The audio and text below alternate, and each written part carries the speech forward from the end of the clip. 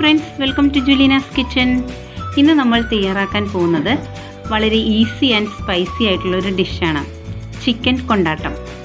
അപ്പോൾ നമുക്ക് അതെങ്ങനെയാണ് തയ്യാറാക്കേണ്ടതെന്ന് നോക്കാം. ചിക്കൻ കൊണ്ടാട്ടം തയ്യാറാക്കാനായി ഞാനിവിടെ എടുത്തിരിക്കുന്നത് 1/2 കിലോ ചിക്കനാണ്. കഴുകി വൃത്തിയാക്കി ചെറുതായി മുറിച്ച് വെച്ചിട്ടുണ്ട്. ഇനി നമുക്കിതിലേക്ക് അല്പം ഉപ്പിട്ട് കൊടുക്കാം. ഇനി ഇതിലേക്ക് 1 table spoon Kashmiri chilli powder ഇട്ട് കൊടുക്കാം. ഇതാവുമ്പോൾ നല്ല കളറ് കിട്ടും, എരിവും ആവശ്യത്തിനുണ്ടാവുകയും ചെയ്യും. ഇനി ഇതിലേക്ക് ഇടേണ്ടത് 1 ടേബിൾ സ്പൂൺ ജിഞ്ചർ ഗാർലിക് പേസ്റ്റാണ്. അപ്പോൾ ജിഞ്ചർ ഗാർലിക് പേസ്റ്റ് അല്ലെങ്കിൽ വെളുത്തുള്ളിയും ഇഞ്ചിയും കൂടി നല്ലതുപോലെ ചതച്ച് അരച്ചെടുത്താലും മതി കേട്ടോ. ഇനി ഇതിലേക്ക് 1/4 ടീസ്പൂൺ മഞ്ഞൾപ്പൊടി ഇട്ട് കൊടുക്കാം. ഇനി നമുക്കിതിലേക്ക് ചേർത്ത് കൊടുക്കേണ്ടത് ഒരു പകുതി നാരങ്ങയുടെ നീര്.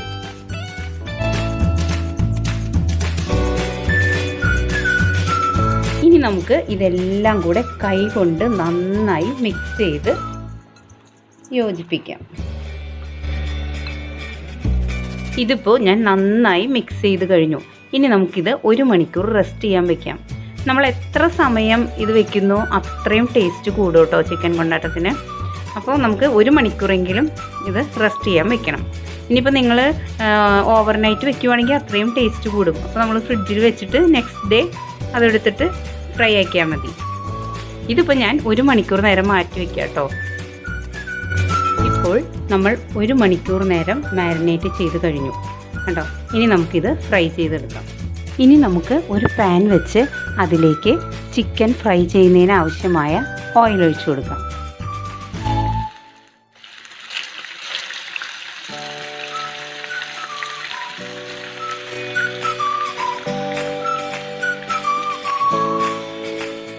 ഇപ്പോൾ ഏകദേശം ഒരു 4 മിനിറ്റോളം നമ്മളിങ്ങനെ ഫ്രൈ ചെയ്തു. ഇനി നമുക്കിതെല്ലാം ഒന്ന് തിരിച്ചിട്ട് കൊടുക്കാം. ഇപ്പോൾ ഞാൻ എല്ലാം തിരിച്ചിട്ട് കഴിഞ്ഞു. ഇനി നമുക്ക് ഇത് ഒന്നുകൂടെ ഫ്രൈ ആവുന്നവരെ വെയിറ്റ് ചെയ്യാം. ചിക്കൻ 2 സൈഡും നന്നായി ഫ്രൈ ആയി വന്നിട്ടുണ്ട് കേട്ടോ. ഇനി നമുക്ക് ഇതിൽ നിന്നും എടുത്തു മാറ്റാം. ഈ സെയിം ഓയിലിലേക്ക് ഒരു 5 വറ്റൽമുളക് ഇട്ട് ഒന്ന് വറുത്തെടുക്കാം. ഇത് നമുക്ക് ചിക്കൻ്റെ മീതെ ഇടാനുള്ളതാട്ടോ.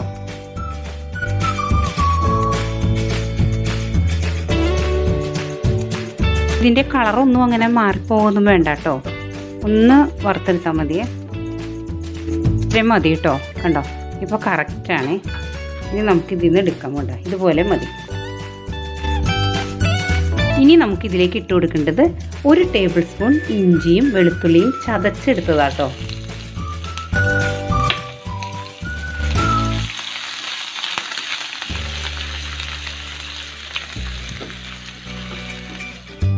ഇതിലേക്ക് നമുക്ക് ഒരു 20 ചെറിയ ഉള്ളി കേട്ടോ അരിഞ്ഞെടുത്ത് ഇട്ട് കൊടുക്കാം. ഇപ്പോൾ ഉള്ളി നന്നായി വഴണ്ട് വന്നിട്ടുണ്ട്. ഇനി നമുക്കിതിലേക്ക് 1/4 ടീസ്പൂൺ മഞ്ഞൾപ്പൊടി ഇട്ട് കൊടുക്കാം. 1/2 ടീസ്പൂൺ മല്ലിപ്പൊടി ഇടാം.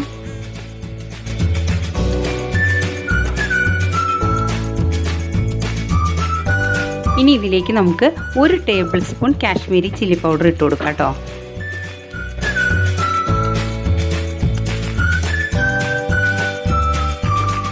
ഇതിലേക്ക് ഇട്ട് കൊടുക്കേണ്ടത് 1/2 ടീസ്പൂൺ ഗരം മസാലയാണ്.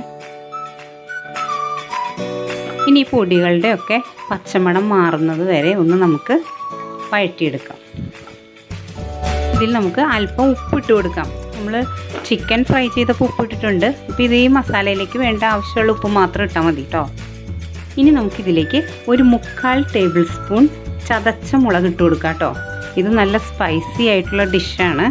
അപ്പോൾ അതുകൊണ്ടാണ് നമ്മളിങ്ങനെ മുളകൊക്കെ ഇടുന്നത് കേട്ടോ. ഇനി അടുത്തതായി നമ്മൾ ഇതിലേക്ക് ചേർത്ത് കൊടുക്കുന്നത് 4 ടേബിൾ സ്പൂൺ ടൊമാറ്റോ കെച്ചപ്പ് കേട്ടോ. ഈ എരിവിൻ്റെ ലെവലൊന്ന് ബാലൻസ് ചെയ്യാൻ വേണ്ടിയിട്ടാണ് നമ്മൾ ഈ ടൊമാറ്റോ കെച്ചപ്പ് ഇതിലേക്ക് ആഡ് ചെയ്യുന്നത്.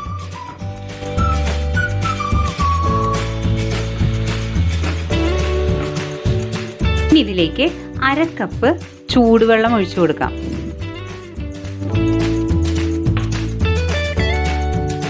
ഇനി ഇത് നന്നായി ഒന്ന് തിളച്ച് വരുമ്പോൾ നമുക്കിതിലേക്ക് ചിക്കൻ ഇട്ട് കൊടുക്കാം കേട്ടോ.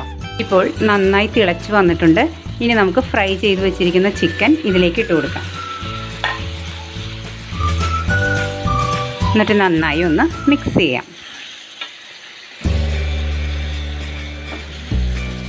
ഇനി ഇതിലേക്ക് നമുക്ക് അല്പം കറിവേപ്പില ഇട്ട് കൊടുക്കാം.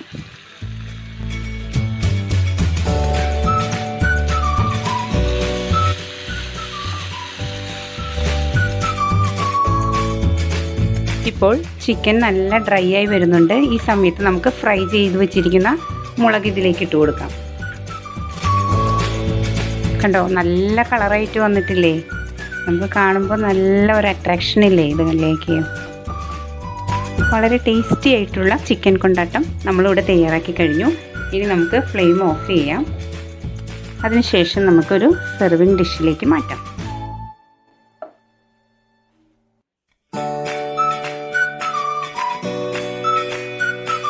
വളരെ ടേസ്റ്റി ആയിട്ടുള്ള ചിക്കൻ കൊണ്ടാട്ടം നമ്മളിവിടെ തയ്യാറാക്കി കഴിഞ്ഞു.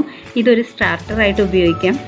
അതുമില്ലാതെ തന്നെ നമുക്ക് ചപ്പാത്തി, ചോറ് ഇതിൻ്റെ കൂടെയൊക്കെ കഴിക്കാം. പിന്നെ നിങ്ങൾ ഇതിൽ മുളകൊക്കെ ചേർക്കുമ്പോൾ കുട്ടികളെ കൂടെ ആലോചിക്കണം കേട്ടോ. കുട്ടികൾക്ക് കൊടുക്കാനും കൂടി ആണെങ്കിൽ കുറച്ച് കുറയ്ക്കാം.